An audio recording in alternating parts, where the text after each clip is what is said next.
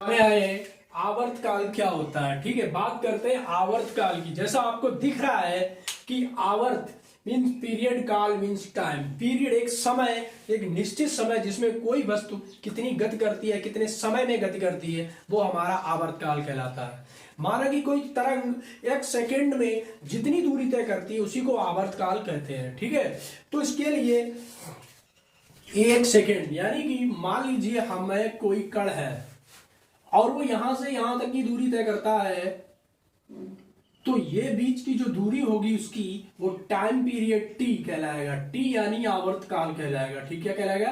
Periodic time कहलाएगा। ठीक है दोस्तों, तो अब आवर्त काल, इसका मात्रक जो होता है उसे मापते हैं सेकेंड से। इसका मात्रक होता है सेकेंड। ठीक है, आवर्त काल। अब जब कोई वस्तु एक स्थान से दूसरे स्थान तक आवर्त करती है,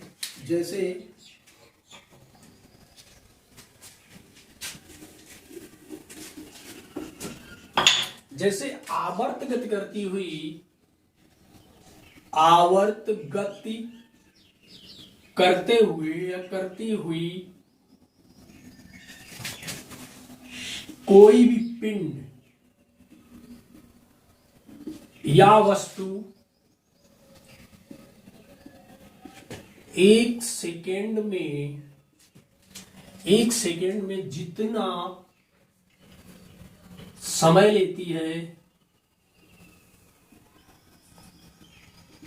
उसका आवर्त काल कहलाता है। उसका क्या कहलाता है? आवर्त काल कहलाता है। ठीक है, इसे हम डिनोट टी से करते हैं, कैपिटल टी से। तो दोस्तों इसमें एक और बात है जो ग्राफ के माध्यम से बहुत अच्छे से समझ लो आप। मान लीजिए हमारी कोई वस्तु इस इनिशियल स्टेट यानी माध्य स्थिति में है, मेन पोजीशन पे है, तो जब वो इस तरह से मूव करेगी, यहां पे आपका टाइम हो गया। ठीक है, ये हमने कल बताया था, ये आपका आयाम हो गया, एम्पलीट्यूड। ओके, अब जब वस्तु यहां से यहां तक जो एक कंपन पूरा करती है, और इसे हम बोलते हैं एक जगह से कंपन से दूसरे कंपन में, ये कहलाती है इसकी वेवलेंथ, तरंग दैर्घ्य यानी कि वेवलेंथ। ठीक है, इतनी बात समझ में आ गई। अब आवर्त काल मान लीजिए यहां से यहां तक का हमारा कितना होगा, यहां से आवर्त काल यहां तक हमारा टी आएगा। कितना आएगा? टी। ये आवर्त काल हमारा हो गया टी। तो दोस्तों अब यहां से यहां तक T/2, ये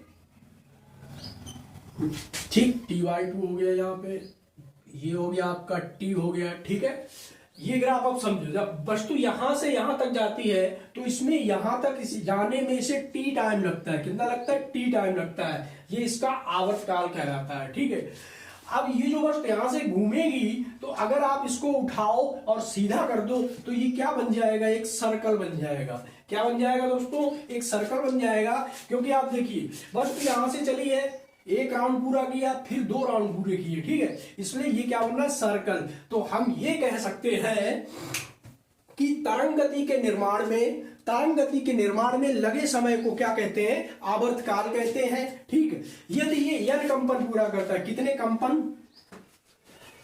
कंपन पूरा करता, समय लेती है या कंपन करती है। ठीक है, अब मान लो वस्तु यहां इनिशियल स्टेट थी, यहां तक चलेगी, तो इसका जो कोण बनेगा वो होगा, कितनी घूमेगी? 2π। और किस वेग से घूम रही है? तो जो घूमने वाला रोटेशन है हमारा, घूर्णन वेग, घूर्णन हमने आपको नहीं पढ़ाया है अभी, तो घूर्णन की भी क्लास चलेगी। धीरे धीरे सारी क्लासें चलेंगी दोस्तों, परेशान होने की जरूरत नहीं है। बस हम आपको धीरे धीरे वो चीजें बता रहे हैं जो विज्ञान में आपको कभी रटने की कोई जरूरत ही ना पड़े। बस आप समझो कॉन्सेप्ट, अपने बेसिक से जोड़ के चलो, जीवन से जोड़ के चलो, यही तो विज्ञान है। अब इसमें 2π कितनी घूमती है? ओमेगा घूमती है। ठीक है, तो टी सेकंड में कितनी घूमती है? 2π/ओमेगा घूमती है। इतना घूमा यानी 2π रेडियन। उसका मात्रक क्या होता है? एक मात्रक हमने आपको बताया था, रेडियन होता है। ठीक, सर्कल का जो पृष्ठों के बीच का वो रेडियन कहलाता है। ठीक है, तो आपका हमारा हो जाएगा टी बराबर 2 पाई अपान ओमेगा। ये आपका निकल के आ गया आवर्तकाल। ठीक है, तो सही डिफिनीशन आपके सामने लिखी, आप बना सकते हो कि एक तरंग गति के चलने में जितना भी समय, एक चक्कर पूरा में जितना समय लेता है, कंपन करता है, वो उसका क्या कहलाता है, आवर्तकाल कहलाता है। ठीक है, तो यहाँ पे T/2 T/4 3D/4 और ये हो गया 5T/4। मतलब इस तरह से छोटे छोटे टुकड़ों में तरंग चल रही है और हमारा पूरी जो तरंग एक चक्कर यहां पे पूरा करती है, जो टी आपको दिखाई पड़ रहा है। ठीक है, ये जो इधर की तरफ जा रहा है ये हमने बताया था विस्थापन है आपका। क्या है, विस्थापन। ये तो हो गई आवर्तकाल की बात। अब हम आगे बात करते हैं आवृत्ति यानी फ्रीक्वेंसी की। करते हैं आवृत्ति यानी फ्रीक्वेंसी। सबने सुना है तुम्हारे मोबाइल की फ्रीक्वेंसी कम है, इसकी फ्रीक्वेंसी ज्यादा है, ऐसे शब्द आपने बहुत सुने होंगे। ठीक है, तो फ्रीक्वेंसी क्या होती है कि तरंग गति, यानी कि तरंग गति में वेव मोशन जो होता है हमारा, वो माध्यम, हमने बताया कि जो ध्वनि या तरंग है वो किसी ना किसी माध्यम में चलती है। किसमें चलती है भाई, किसी ना किसी माध्यम में चलती है। ठीक, तो माध्यम का कोई भी कण हो, एक सेकेंड में जितने कंपन करता है उसे उसकी आवृत्ति कहते हैं। यानी आवृत्ति, टाइमिंग, बार बार कंपन। एक सेकेंड में मान लीजिए हमने एक लोलक टांगा यहाँ पे, ये रहा हमारा लोलक, और हमने इसको इस पोजीशन पे ले गए। ठीक है, इस पोजीशन पे ले जाके हमने इसको छोड़ा, तो छोड़ने पे ये इस पोजीशन पे आएगा और एक सेकेंड में ये जितने कंपन करेगा या जितने दोलन करेगा, इधर ऐसे ऐसे, ठीक है, तो वो क्या होगी, इसकी आवृत्ति होगी, टाइमिंग होगी, या नंबर्स कह लो। एन का मतलब क्या होगा, नंबर, कितने बार करेगा, कितनी तरह करेगा। ठीक है, उसकी फ्रीक्वेंसी कहलाएगी। इतनी बात समझ गए। ठीक है, अब ये बात करते हैं कि फ्रीक्वेंसी का मात्रक क्या होता है, इसका आवर्तकाल से क्या संबंध है। ठीक है, तो दोस्तों इसका एसआई मात्रक जो होता है, सबको पता है, इसको हम किसमें नापते हैं, इसका मात्रक है हर्ट्ज। ठीक है, इसका मात्रक हर्ट्ज होता है। ये एक हर्ट्ज वैज्ञानिक थे, उन्हीं के नाम पे इसका मात्रक का नाम रखा गया हर्ट्ज। ठीक है, अब इसका आवर्तकाल से क्या संबंध होता है, तो हमने बताया टी बराबर क्या होता है आवर्तकाल में, 2 पाई अपान ओमेगा होता है। ठीक है, ये तो हो गया। अब आवर्तकाल में इसका संबंध जो होता है वो हमारा होता है, हम जानते हैं n बराबर 1/t, यानी कि आवृत्ति आवर्तकाल के क्या होती है, व्युत्क्रमानुपाती होती है। क्या होती है, व्युत्क्रमानुपाती। तो हम देखते हैं अब टी का जो मान है हम टी की जगह रखते हैं, तो n बराबर 1/2 पाई अपान ओमेगा होगा। ठीक है, तो हम क्या करते हैं, इसके बटे तो ये है ही, इसके बटे कुछ नहीं है, तो इसके 1 के बटे 1 कर लो। ठीक है, 4 इससे बन गए, तो हमारा क्या, पहली चौथी और दूसरी तीसरी का गुणा होगा। ठीक, तो अब ये हमारा n बराबर आ जाएगा ओमेगा अपान 2 पाई। n बराबर क्या आ जाएगा, ओमेगा अपान 2 पाई, यानी आवृत्ति क्या होगी, ये आवृत्ति निकालने के लिए हमारा फार्मूला ये बन जाएगा। ठीक,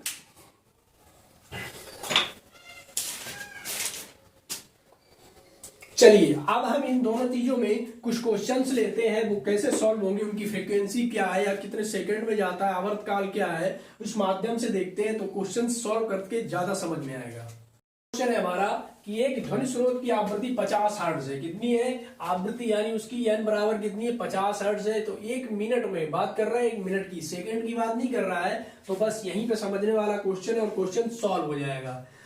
हमें आवृत्ति n बराबर कितनी दी है, 50 हर्ट्ज। ठीक है दोस्तों, हमें पता है 1 मिनट में सेकंड कितने होते हैं, 60 सेकंड होते हैं। ठीक है, और आवृत्ति हम किस में मापते हैं, सेकंड में मापते हैं। तो सीधा है, जब 1 मिनट में, तो 1 मिनट में कितनी हो जाएगी, 60 गुणे 50, ये हो गई सीधी सीधी हमारी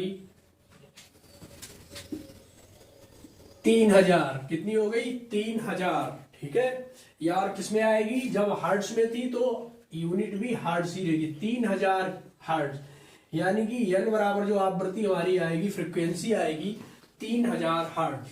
ठीक है, सिंपल क्वेश्चन था। अब हम सेकेंड क्वेश्चन देखते हैं, क्या कह रहा है, एक ध्वनि तरंग को किसी माध्यम से आवृत्ति, माध्यम में आवृत्ति उसकी है 1000 हर्ट्ज है, माध्यम के किसी कण के एक दोलन का आवर्तकाल कितना होगा। ठीक है, अब वो पूछ रहा है हमसे टाइम ऑफ पीरियड इसका क्या होगा। हमें पता है कि आवर्तकाल बराबर क्या होता है, या n बराबर क्या होता है, 1/t होता है। ठीक है, n बराबर 1/t होता है, और आवृत्ति हमें यहाँ पता है कितनी दी गई है, 1000 हर्ट्ज है। कितनी है, 1000 हर्ट्ज है। ठीक, तो आवर्तकाल पूछ रहा है, तो अगर हम इसका कैंची का गुणा कर दे या ऐसे ही समझ लो, तो t बराबर हमारा कितना आ जाएगा, 1/n।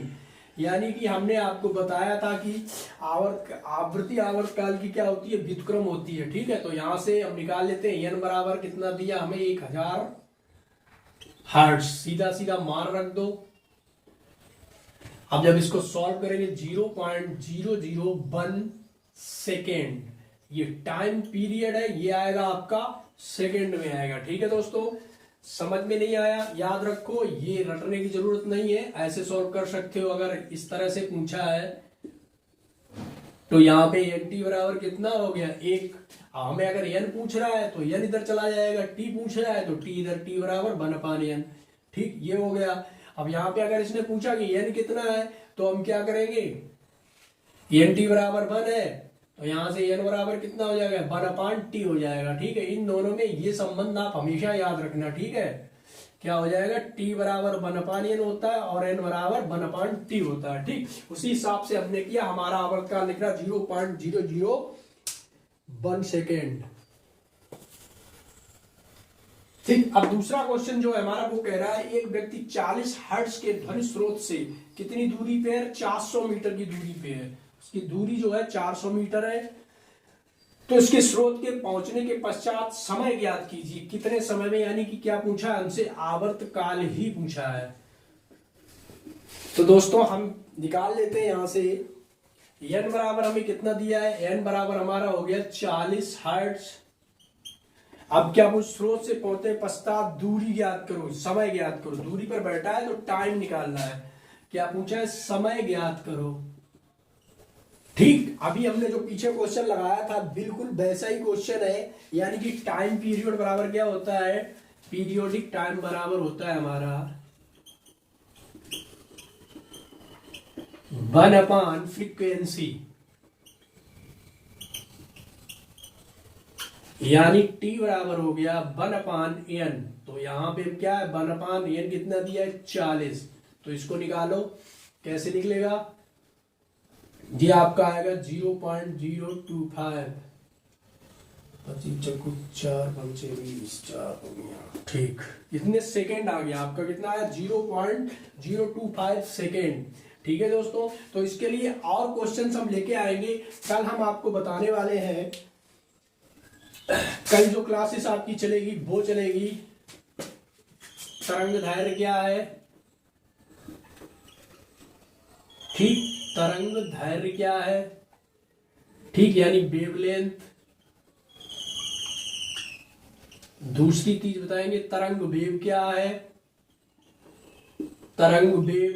और तीसरी चीज है तरंग वेव, तरंग दैर्घ्य, आवृत्ति और आवर्तकाल में संबंध क्या होता है, इस टॉपिक पे हम बात करेंगे। आप लोग तैयार होके आइएगा और हमारी क्लास को आगे फॉरवर्ड जरूर करते रहिएगा। धन्यवाद।